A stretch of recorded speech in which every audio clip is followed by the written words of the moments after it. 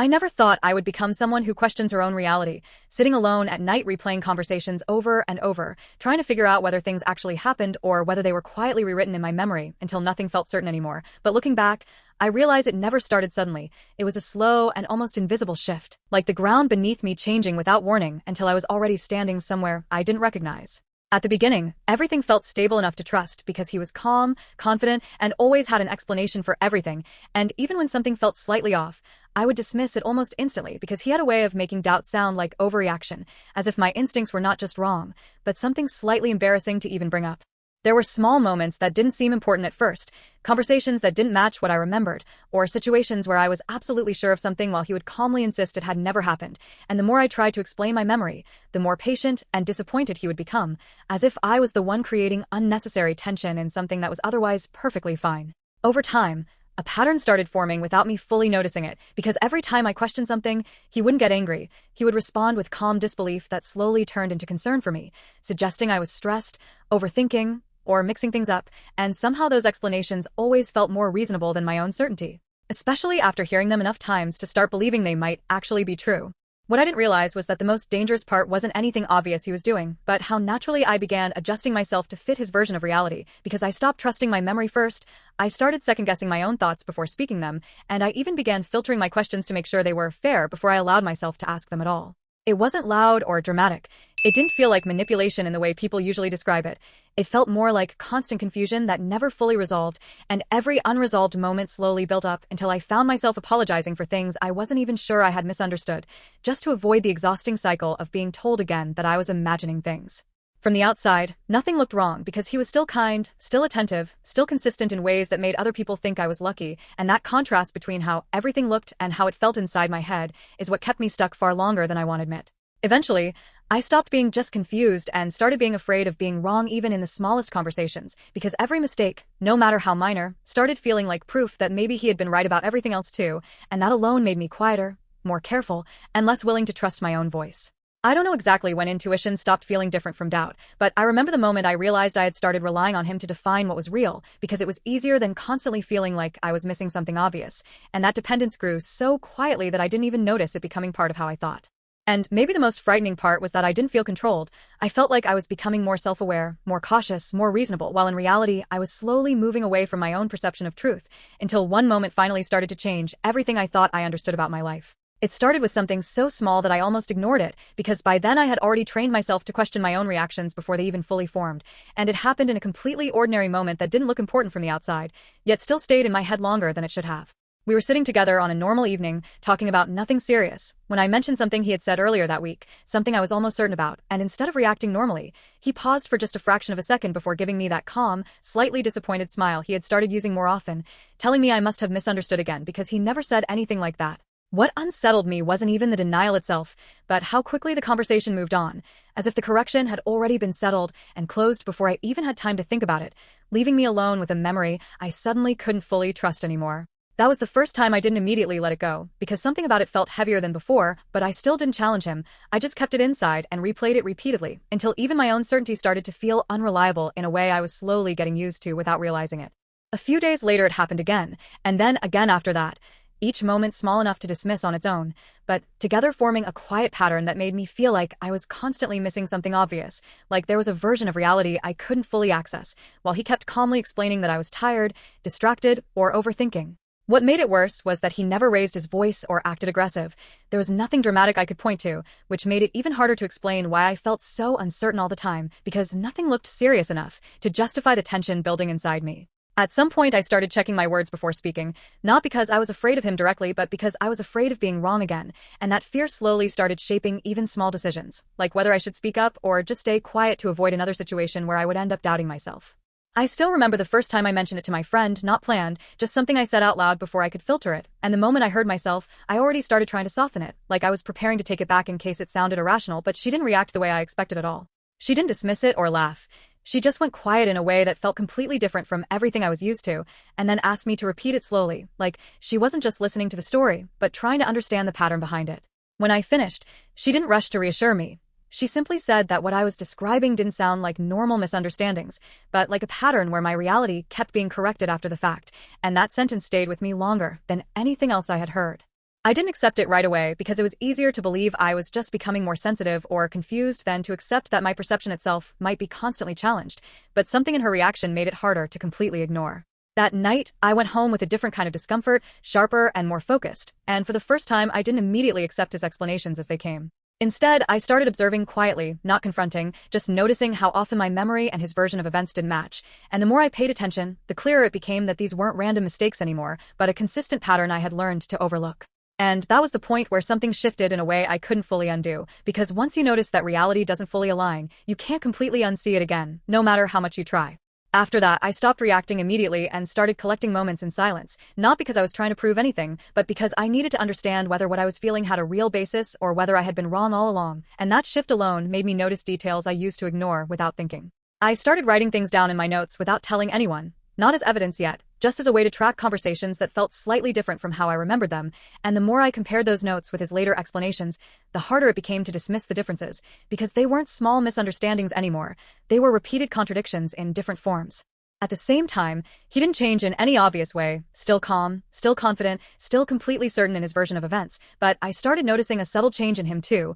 like he was becoming more careful with his words, as if he realized I wasn't letting things slide as easily anymore, and that made everything feel even more controlled. The hardest part was that I still didn't have anything solid enough to confront him with, only fragments that didn't fully connect, and every time I felt close to clarity, he would answer in a way that made me hesitate again, like I was always one step away from understanding, but never actually reaching it. That's when I finally told my friend everything in detail, not just the feeling, but the exact situations and contradictions I had started writing down. And this time she didn't hesitate at all. She immediately asked to see everything, not because she doubted me, but because she wanted to understand how deep the pattern really went. We went through it together line by line, and for the first time I saw my experiences without his voice explaining them away, and as she pointed out the repeated inconsistencies, I started realizing that what I called confusion was actually a structured pattern I had been avoiding admitting. She told me directly that it wasn't normal for someone to constantly remember things in a way that always put me in the wrong position, especially when nothing ever actually got resolved, and hearing that from someone outside the situation made it harder to dismiss than my own doubts ever were. That night we decided not to confront him yet because she wanted to be sure before I stepped into something that could easily turn into another cycle of doubt, and instead she suggested we observe one situation closely without interfering, just to see how things played out naturally. So I went back into it differently, not trying to prove anything, just trying to see clearly without reacting, and almost immediately I noticed how quickly my version of events would be replaced by his, without any space for discussion or uncertainty. And that's when something shifted again, because it stopped feeling like misunderstandings and started feeling like a consistent rewriting of reality I had slowly adapted to, without realizing how much of myself I had changed just to avoid conflict. That realization didn't bring anger at first, just distance, like I was finally observing something I had been inside of too long to see clearly, and that distance was the first moment I felt I might actually start understanding what was happening, instead of just surviving it. After that shift in perception, I stopped trying to argue or correct things in real time, because I realized every attempt to challenge him always ended the same way, with me feeling more uncertain and him staying completely calm, almost untouched, as if nothing had changed at all. So instead I started focusing entirely on observation, letting everything unfold without interruption, even when every instinct pushed me to respond. What followed wasn't one dramatic moment, but a steady accumulation of small inconsistencies that started forming a pattern I couldn't ignore, because it always worked the same way. Something would happen, I would clearly remember it, and later it would be quietly redefined in a way that made my memory seem less reliable than his version of events. The more I observed without reacting, the clearer it became that this wasn't random confusion or mutual misunderstanding, but something consistent and one-directional, where my certainty kept decreasing while his remained completely unchanged, and that imbalance started to feel too structured to be accidental. There was one moment that changed everything when I mentioned a simple detail from the day before, something I was completely sure about because I had even told my friend about it briefly, and instead of any normal reaction or discussion, he immediately said it had never happened at all, not even slightly, and that I must be mixing things up again like before. But this time I didn't immediately accept it. I stayed quiet longer than usual, not trying to argue, just comparing how certain I was with how absolute his denial sounded, and for the first time the gap between those two versions felt too large to ignore just because one of us spoke more confidently. Later that same day, I told my friend about it in full detail, not as a feeling but as a direct comparison between my memory and what had just been said, and she didn't soften it anymore. She simply said this wasn't about misunderstanding, but about a repeated pattern where reality was being rewritten in a way that consistently made me doubt myself instead of resolving anything. That was the first time she said it so directly, and even though part of me still resisted accepting it, another part of me finally understood why I had been feeling so mentally drained all the time, because constantly holding two incompatible versions of reality at once was exhausting in a way I hadn't been able to name. We decided that if this really was a pattern, the only way to understand it was to let another situation happen naturally without interfering. So I went back to normal behavior while staying fully aware of everything, and what followed felt almost unsettling in its predictability, because again something small happened. I remembered it clearly one way, and later it was calmly replaced with a completely different version that left no space for my memory at all. And in that moment, something inside me stopped trying to reconcile both versions, because I finally understood there wasn't a misunderstanding to fix, but a repeated process where my perception was constantly being invalidated until I stopped trusting it completely. That realization didn't hit emotionally at first. It settled slowly but firmly, like something clicking into place after being loose for too long. And once it did, I knew the next step was no longer about trying to understand, but about finding out what was actually being hidden behind all this control over what I was allowed to believe. After that realization, I stopped trying to win arguments or prove memories in real time, because I understood the issue was never isolated events, but a repeating pattern where my perception was replaced before it could even settle. So instead of reacting, I started preparing quietly with my friend, trying to figure out what would happen if we stopped accepting explanations and started looking for something that couldn't be easily rewritten. My friend suggested focusing on one situation that would naturally repeat, something ordinary enough not to raise suspicion but structured enough to verify independently. So I chose a moment tied to timing and presence, because those were things that couldn't easily be reshaped afterward without leaving traces. At first, everything looked completely normal, same conversations, same routines, and for a moment I almost doubted myself again because nothing immediately contradicted his version, but I reminded myself the goal wasn't drama, it was consistency over time,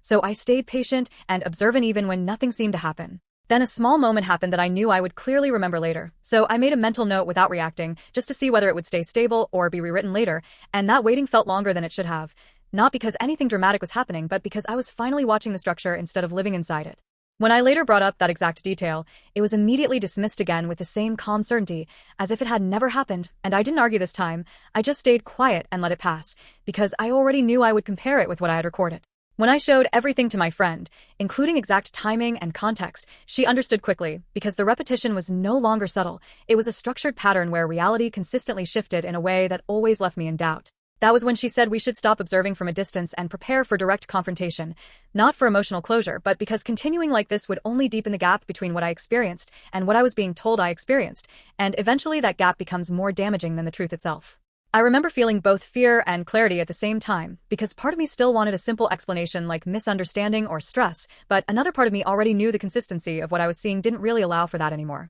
So we agreed the next step would be to confront him directly, not with anger, but with documented inconsistencies and a second perspective that couldn't be dismissed as emotion. And even though I tried to prepare myself, I had no real idea how he would react when he realized I was no longer relying only on memory, but on something that couldn't be easily rewritten. The confrontation didn't happen immediately, because the closer I got to it, the more I realized that knowing the truth and facing it in real time were two completely different things. And even with everything I had written down, there was still a part of me that wasn't ready for how quickly the situation could shift once he started speaking. When it finally happened, it began in a way that almost felt too normal, like any other conversation, which made it even harder to separate expectation from reality, because he was calm as always, completely unbothered, and for a moment I almost questioned whether I was overreacting again just by bringing it up at all. But this time, I didn't rely on memory or emotion alone. I relied on what I had documented, and when I started mentioning specific moments, exact details, and clear inconsistencies, I watched his expression carefully, because I was expecting confusion, explanation, or at least some form of recognition that something didn't align.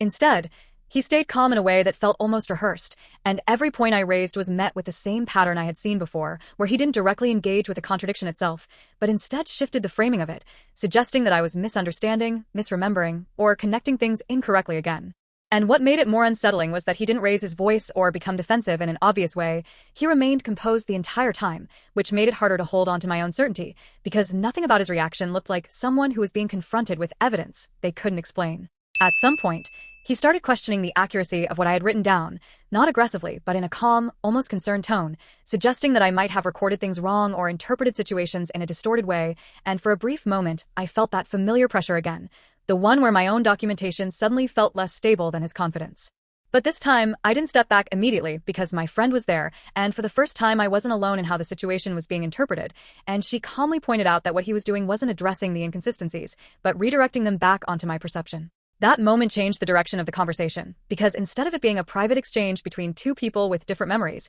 it became something harder to blur, where the contradictions were being held in place by a second perspective that didn't depend on emotional interpretation. Still, he didn't break character in any dramatic way. There was no sudden admission or emotional reaction, only a steady insistence that things were being misunderstood, and the more he repeated it, the more I started realizing that the goal was not to resolve the contradictions, but to make them feel unreliable enough that I would doubt bringing them up at all. And that realization was the hardest part of the entire confrontation, because it wasn't about proving one version right and another wrong anymore. It was about recognizing a pattern where even evidence didn't lead to resolution, but instead created more doubt about the person presenting it. By the end of that conversation, nothing was neatly resolved, but something had fundamentally shifted, because I could no longer return to the same state of uncertainty I had been in before, and even though I didn't have a final answer yet, I knew I was no longer just trying to understand what was happening. I was trying to understand why reality itself kept becoming negotiable whenever I questioned it. After the confrontation, nothing ended in the way I expected, because there was no clear admission or breakdown, only a quiet persistence from his side that everything was still being misunderstood,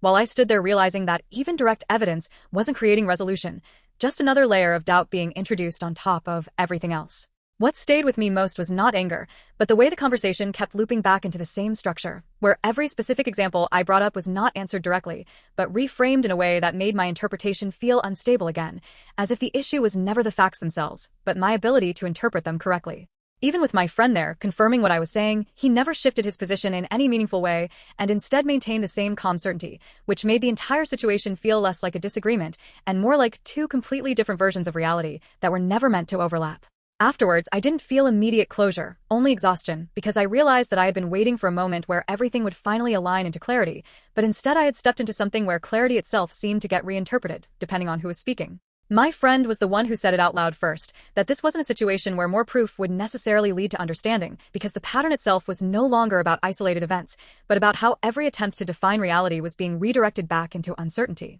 That was difficult to accept, because part of me still wanted a clean resolution, something that would clearly separate truth from confusion, but instead I was left with a growing awareness that the structure of the situation wasn't built to resolve easily, but to continuously shift the ground beneath any attempt to stabilize it. And in the days after that conversation, I started noticing something even more unsettling, which was that I no longer felt confident in bringing up small doubts at all, not because I believed him more, but because I was starting to understand how easily even certainty could be turned into another form of confusion. That realization changed everything that came after, because the problem was no longer just about what was real or not real in specific moments, but about how quickly my own perception could be pushed into uncertainty the moment I tried to define it too clearly. After everything that happened, I finally understood that I wasn't going to get a clean answer from him, because the situation was never really about one argument or one set of facts, but about a pattern where my certainty kept getting pulled back into doubt no matter how carefully I tried to explain or document things. What changed inside me wasn't anger anymore, but clarity mixed with exhaustion, because I realized that continuing to push for resolution in the same way would only keep me inside the same loop, where every attempt to stabilize reality would be met with another quiet shift that made it feel unstable again. My friend was the one who helped me see it more clearly, not by giving me a final answer, but by pointing out that I didn't need more proof to validate what I was experiencing. I needed to stop expecting a conversation that would suddenly make everything align, because that was never how this pattern worked in the first place. And once I accepted that, something in me stopped trying to argue internally as well, because I could no longer ignore how much energy it was taking just to maintain a version of reality that constantly had to be defended, corrected, or rechecked in order to feel stable. So I started stepping back emotionally, not dramatically, not with confrontation, but with distance, because I realized that the most important shift wasn't about proving who was right, but about no longer allowing my own perception to be constantly rewritten through someone else's certainty. And even though nothing ended in a dramatic final moment, the dynamic itself started to lose its power over me, because I was no longer trying to resolve it in the same way. I was simply no longer participating in the cycle of doubt in the same way I had before. That was the point where everything stopped being about convincing him or understanding every detail, and started being about reclaiming my own ability to trust what I saw without needing it to be constantly confirmed or corrected. After that, my life didn't suddenly turn into something clean or perfectly resolved, because there was no dramatic ending where everything suddenly made sense. Instead, there was just a gradual return to something I had almost forgotten, which was the ability to trust my own perception without immediately questioning whether it needed permission from someone else's version of events. I stopped trying to revisit every detail in my head, stopped replaying conversations looking for hidden mistakes, and slowly began to understand that clarity doesn't always come from getting answers, but sometimes from stepping out of the constant need to have every version of reality aligned perfectly before you allow yourself to believe what you already saw. What stayed with me most wasn't the situation itself, but how easily doubt had replaced certainty over time without me noticing it happening, and how much energy it had taken just to keep questioning whether my own memory deserved to be trusted at all. And now, when I look back, I don't see it as one single moment where everything changed, but as a slow realization that if reality always needs to be negotiated in order to feel valid, then at some point you stop living inside it and start living inside someone else's interpretation of it instead. The most important thing I learned from all of this is that confusion can feel extremely convincing when it is repeated long enough, especially when it comes from someone who never raises their voice and never looks obviously wrong. But certainty doesn't always disappear because it is false. Sometimes it disappears because it is constantly challenged until you stop defending it. And I think that's what took me the longest to understand, that the problem was never just about proving what was real in specific moments, but about recognizing when a pattern is designed in a way that makes your own perception feel like something that always needs correction. So in the end, I didn't walk away with perfect answers. I walked away with something quieter, but more stable. The decision to trust what I see, what I remember, and what I feel without needing it to be rewritten into something safer for someone else's version of reality. If someone made you doubt your own memory, would you stay and figure it out or walk away immediately?